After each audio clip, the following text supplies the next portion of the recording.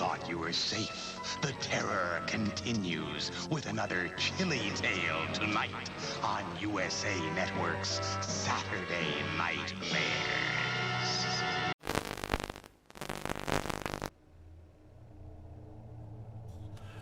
So what we have here is a brand new box of Night of the Living Dead trading cards. These are from Fright Rags, and what they've done with these cards is they've made a throwback to trading cards of the 70s and 80s.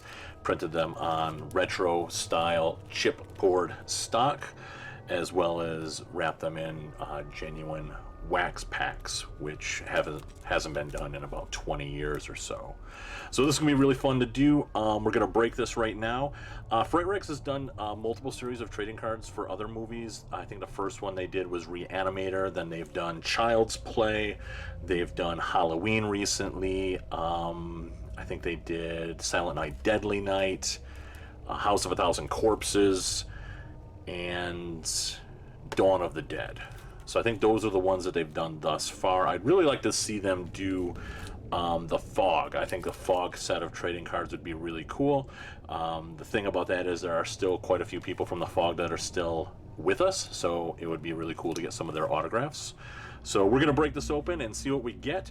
We know that we are guaranteed a hit, and that is going to take the form of either an autograph card from one of the main cast members, Russ Striner, who played Johnny, Judith O'Dea, who played Barbara, Kira Shawn, who played Karen Cooper, the zombie girl in the basement, Judith Ridley, who played Judy, and Marilyn Eastman, who played Helen Cooper. So they have autographs in here. Those autographs are numbered to 50. Actually, I don't believe they're actually numbered, hand numbered, but they are limited to 50.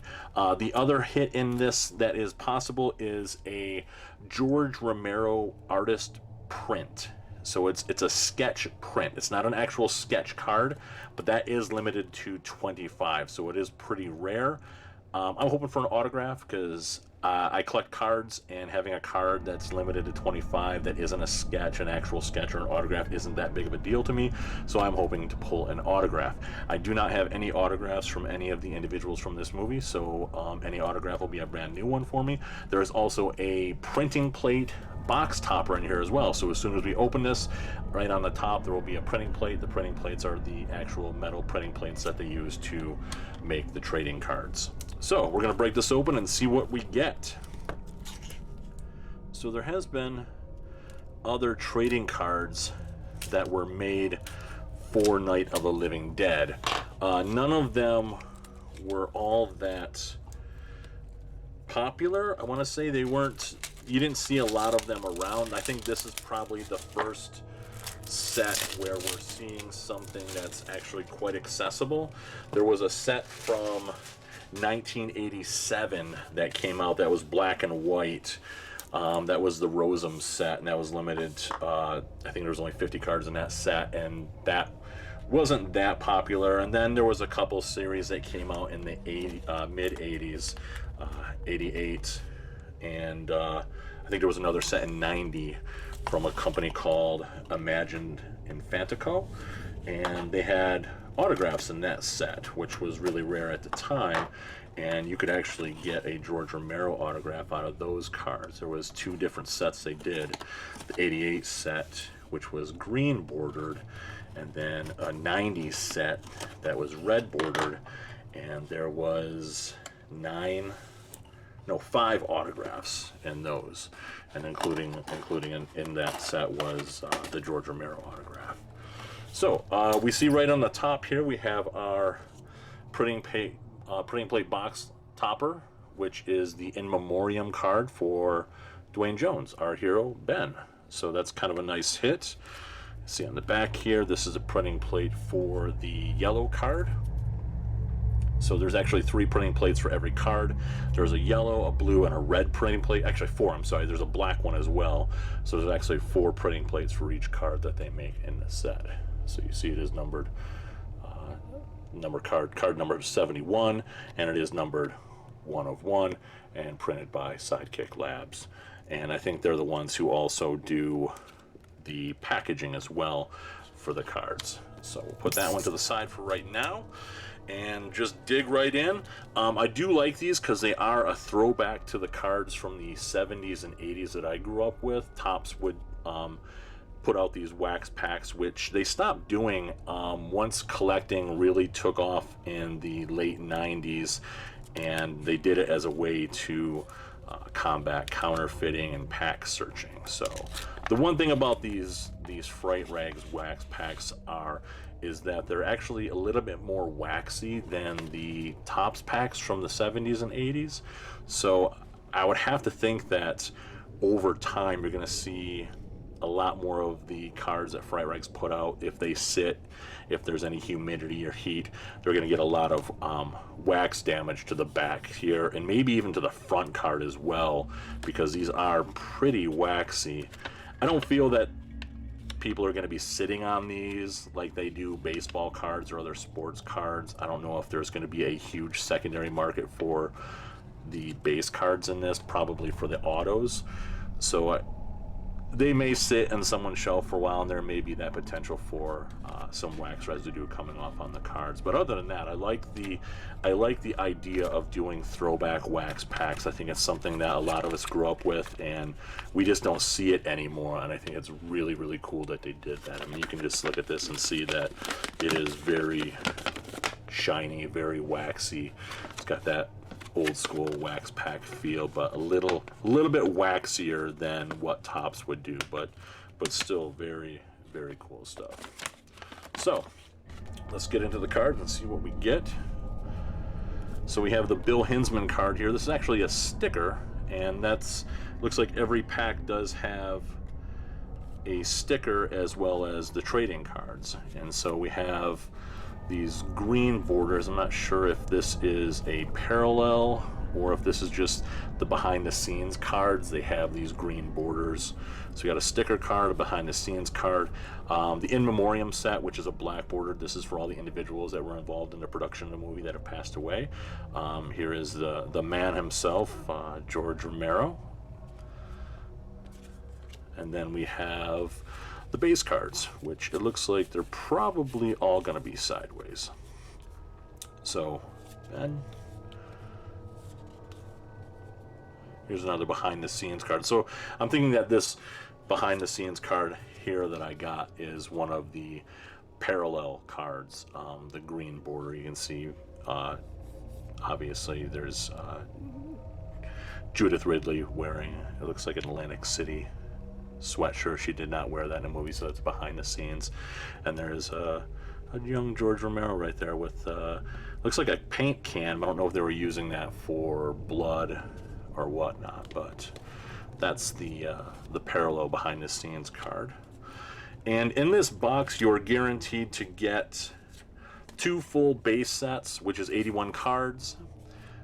You're also going to get 2 full sticker sets, 2 sets of character cards, 2 full sets of parallel cards, the printing plate box topper, and then either the autograph or the George Romero print card.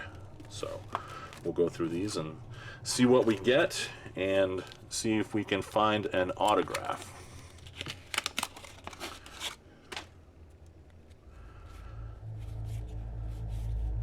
Another memoriam card of Bill Hinsman. He was the zombie at the very beginning of the movie, the cemetery zombie as he's affectionately known. Some behind the scenes footage from the Evans City Cemetery.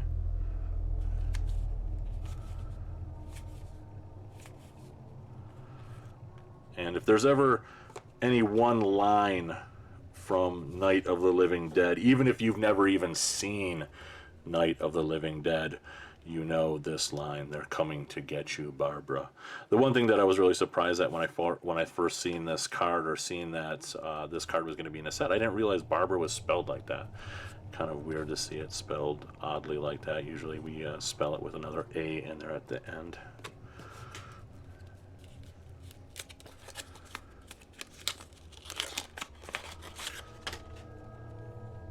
So here's another one of the Hinsman sticker cards.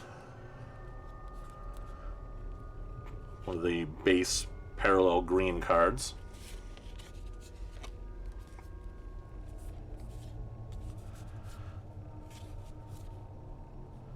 That's a very cool shot. Because that's one of the things you don't actually get to see very much in the actual film is when they actually do film in Washington, D.C. You see a small snippet of it on the TV that the survivors are watching in the house, but I think that it would have done them a whole lot more to actually show a little bit more of the scale of the movie. It would have given it a little bit more production value as well, but that is a very cool shot.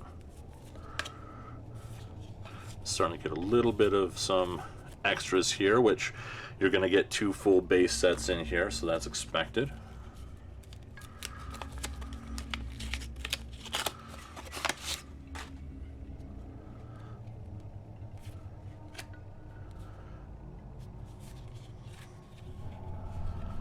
Charles Craig, he was the news reporter.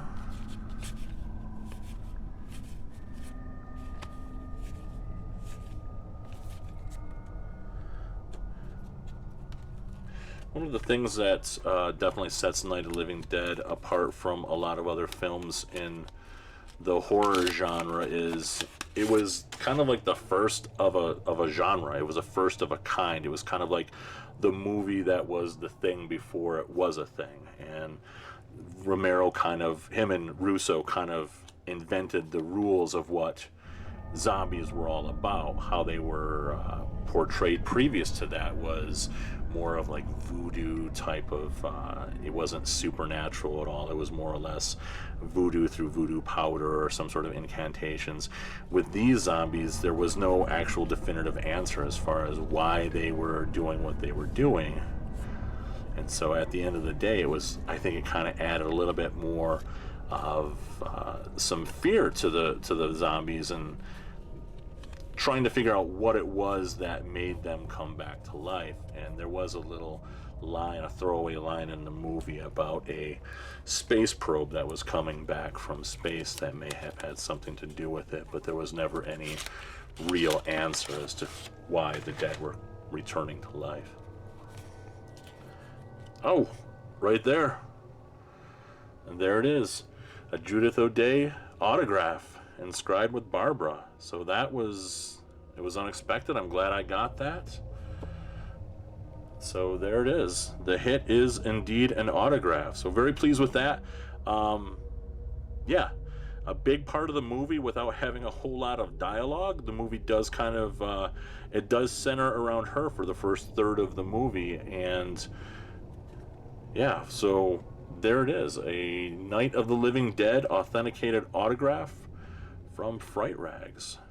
Judith O'Dea as Barbara. So put that there right there. I got some one touches right here.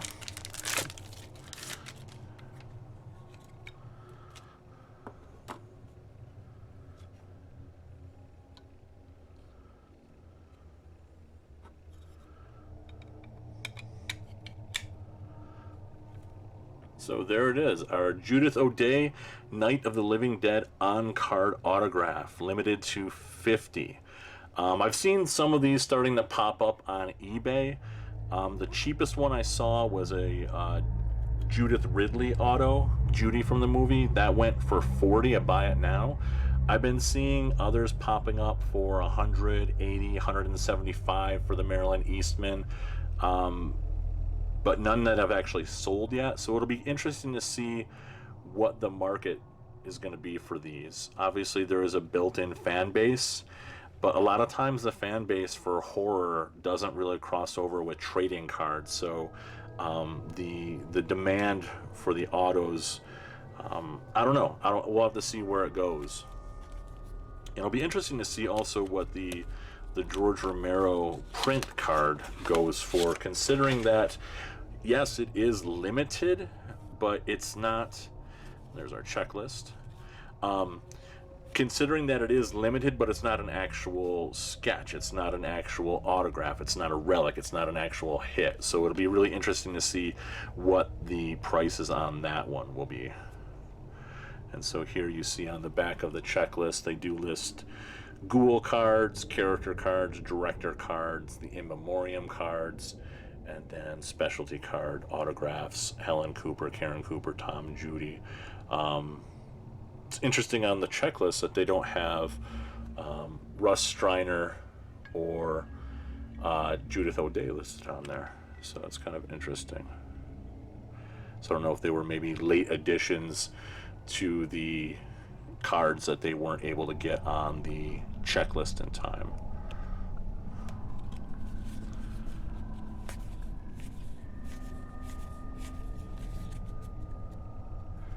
So I do like these cards a lot. They have a simplicity to them, which would have fit in during the 70s and 80s non-sports movie type cards. And so I think that it's a really good aesthetic for them. And I like also that they're keeping the cards in black and white, keeping the photos in black and white, because I'm sure that they had some behind the scenes photos that were in color, but I think if you keep it in black and white, it definitely keeps the tone of the film, and I think that's a nice aesthetic to lend to the trading cards as well. The only negative I would have to say about the cards is the back.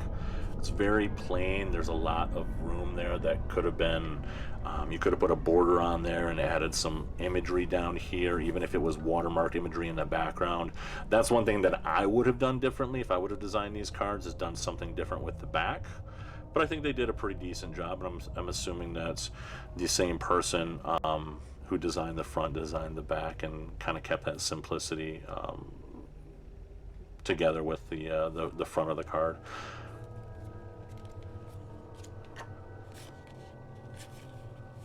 Oh, there's a nice card. I like that, and I like that there's no actual logo on here like the other cards have. It's just a title card. So the number one card in the set is the title card for the movie. I really like that. You can see these archival footage cards. I'm not sure exactly what those are because they don't look anything different from the rest of the cards here, but I don't know if it's, and this is a bonus card. I'm assuming that's from the trailer of the movie. But yeah, I'm not sure what the difference between those archival footage cards and the regular base cards are. I don't know if it's alternate takes that ultimately didn't make it into the movie. They still had the footage from. I'm not sure on that.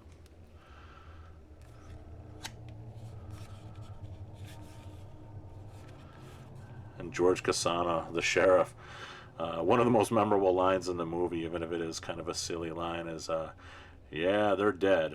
They're all messed up. It's, I always thought that was a really funny way to describe flesh-eating ghouls. Yeah, they're all messed up. Probably not the words that I would use to describe what was happening, but still, I think it was kind of, maybe he was just, it didn't really bother him, and he was just like, yeah, they're just messed up.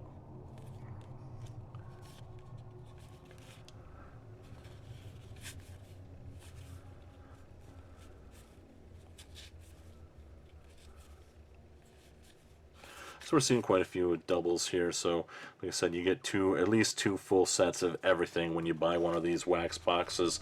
I'll probably buy another one. Actually, I have two of them right now. I'm breaking this one and I'm holding on to the other one. I'm one of those collectors that likes to buy two of everything, one to break or open, and then one to keep sealed.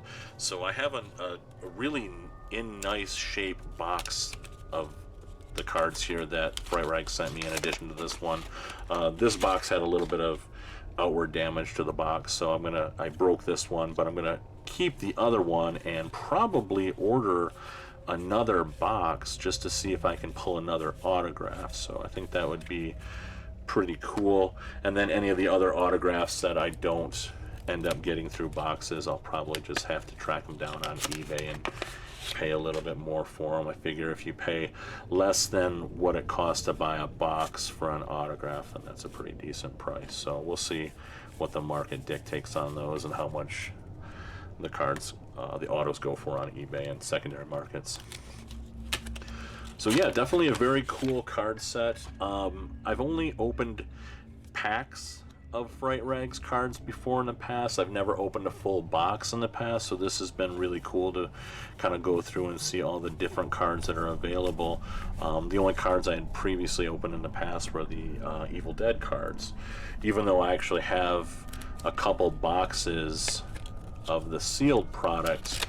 I have the original Reanimator box that they had sold, and that was, I think that was limited like 75 or 100. It was very limited, and it did have a Barbara Crampton auto in it. Zoom back to back George Romero cards. It had a Barbara Crampton auto in it, which was the big draw for that. So I have a box of that sealed, but I never actually opened a full wax box before. So this has been really fun, and we're getting down to the bottom of the box here. So there should be no more hits in here. We're just looking for stickers and parallel cards. I'll put together the two base sets, the two sticker sets, all the character cards and stuff. I might put one up on eBay and keep the other one. And then, like I said, if I do end up getting another box, which I probably will, I will make sure to break that on video and share that with you folks. So, like I said, a very cool card set. Definitely captures the tone of the film, captures the aesthetic of these vintage style, retro style trading cards with the wax packs and the non-glossy chipboard card stock. Very just kind of takes you back to a little bit of a simpler time in the industry of you know, collectability, when it wasn't all glossy and you're looking for you know, rookie patch autos numbered to 2 and cards that are thousands of dollars instantly just out of the pack.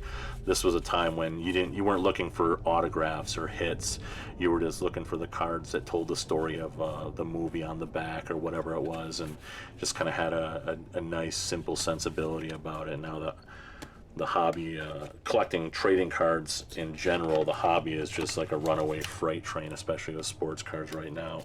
Things are so ridiculous, so it's kind of nice to have something like this, which is laid back, which is simple, which it kind of has the best of both worlds, where it does have that nostalgia factor, but you still are chasing after some attainable hits. There's some sports cards that you'll never see, at least not in person. They're just so rare. But with this, there's actually a good chance you're going to get what you want out of a box.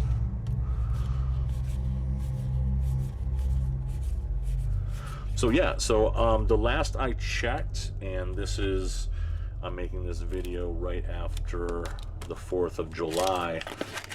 Last I checked, there was only like 22 boxes left. They still have individual packs available, but if you want a chance of getting an autograph, definitely jump on FrightRags.com ASAP and pick up a box, because they started off with 250 boxes of this, and they are already down to 22. So definitely, if you want to get some, get in there and take care of business. So that is going to be it for now.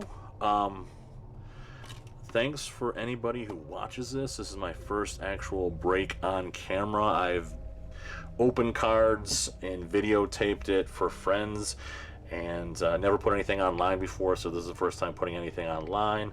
I had a really good time with it. So if you do like it, like down below. You don't have to subscribe to anything. I don't put up videos that often. But yeah, so if you're thinking about getting these cards, hopefully this was a way for you to kind of get an introduction to what they're all about, see what is actually in a box, and hopefully you have just as good of luck as I did and get yourself an autograph. Or if you really are in the market for that George Romero sketch card print, definitely, hopefully you pull that. But these are the two hits I got.